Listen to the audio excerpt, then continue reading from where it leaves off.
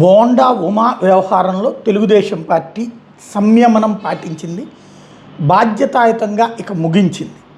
ఒకటి, తను ఇకపైన వైసీపీ నేతలతో కలిసి కూర్చోవద్దని, అందుకు తను సిద్ధమే. మామూలుగా అయితే వెళ్ళింది అది వైసీపీ వాళ్ళ ప్రోగ్రాముకి కాదు, ముద్రగడ పద్మనాభం సంతాప సభ దాసరి రాము పెడితే వెళ్ళానన్నటువంటి విషయాన్ని చెప్పుకొచ్చారు పార్టీకి బోండా ఉమ.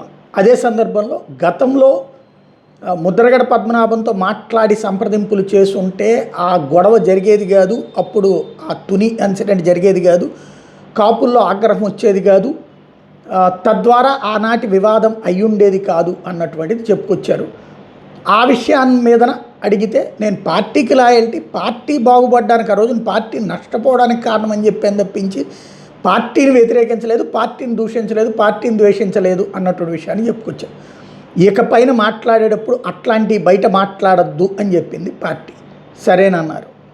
ఫైనల్గా పార్టీకి వీర విధేయుడిని చంద్రబాబు గారికి, లోకేష్ గారికి కలిసి కూడా నేను అదే విషయాన్ని చెప్తానంటే సరే అన్నారు.